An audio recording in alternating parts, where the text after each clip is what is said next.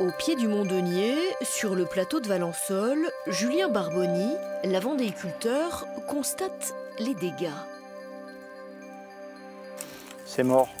Il a fait sa petite vie. Voilà, c'est sa deuxième coupe.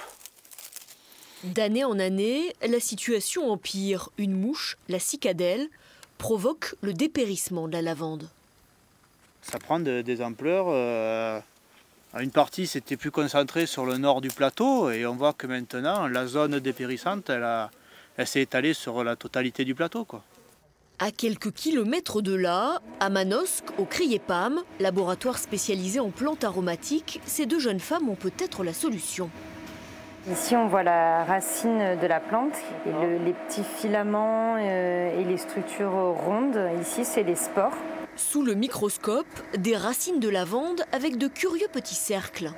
Ce sont des champignons mycorhiziens, en fait. C'est des champignons microscopiques qui sont présents dans le sol de façon naturelle et qui ont cette capacité d'interagir avec des racines de plantes. Depuis plusieurs mois, les plants de lavande sont inoculés avec les spores de champignons et ils grandissent à côté d'autres plants témoins. On voit bien l'effet est assez important sur le développement, puisqu'on voit qu'on a un développement qui est beaucoup plus faible ici par rapport à la présence de mycorhizes. Sans spores de champignons, c'est-à-dire non mycorhizés, les jeunes plants semblent touchés par les maladies. La solution pour que les lavandes ne soient plus frappées par le dépérissement, ces fameux petits champignons qui vivent dans les racines. L'expérimentation est donc en cours.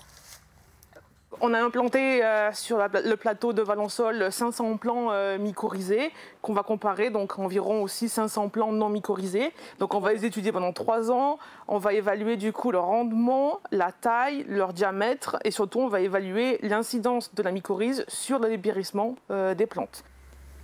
Retour sur le plateau de Valençol. Dernière plantation en cours sur la parcelle de Julien Barboni.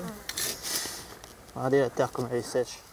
Cette expérimentation va coûter au total 260 000 €. C'est le prix pour sauver l'esprit même de la Provence et pour faire aussi de nos lavandes, peut-être, des super plantes.